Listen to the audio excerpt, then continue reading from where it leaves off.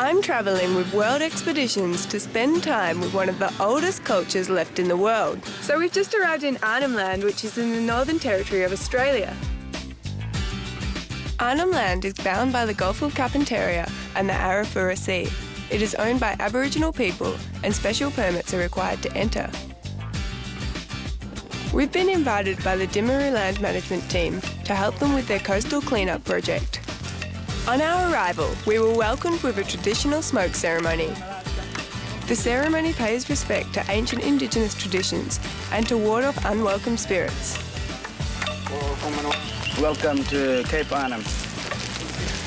By combining traditional land management and Western science, the Timaru Rangers strive to protect their land and their culture for the future. This logo represents the two moitis working under the one umbrella. This flowers is called Mauka, and it's the meaning of all the people working together. The vine brings us together. On our way out to camp, we decided to stop and grab some morning tea. We're getting Danpala, which is a mud mussel, and we're just collecting some to eat. I guess wading through ankle-deep mud is one way to get something to eat. These mud mussels have been a source of protein for the people of Arnhem Land for thousands of years.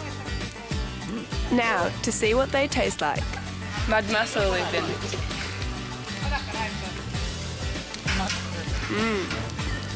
These mussels are considered an absolute delicacy by the Aboriginal people of the area. How is it? It's like a salty mussel mixed with an oyster.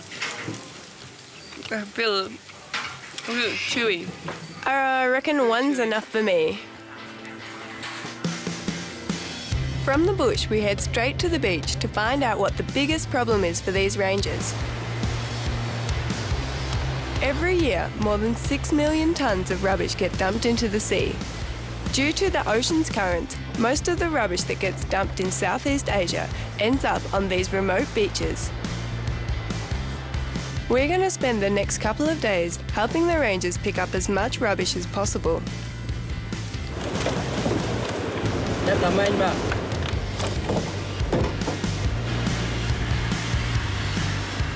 As we walked up the beach picking up rubbish, Ranger Gather spotted a turtle's nest.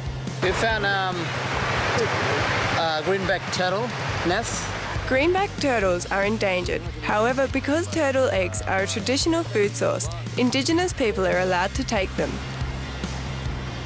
With a bucket of fresh turtle eggs, we decided it was a good time to take a break for lunch.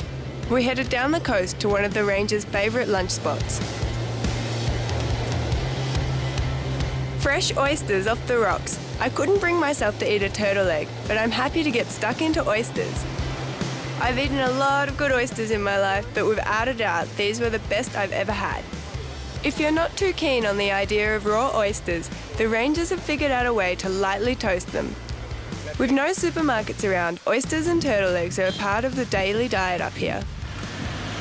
After lunch, we decided to get out of the heat and head back to camp. On the way back to camp, the rangers collected some firewood and some thin trees so that they could show us the skills of spear making. And we're making spear.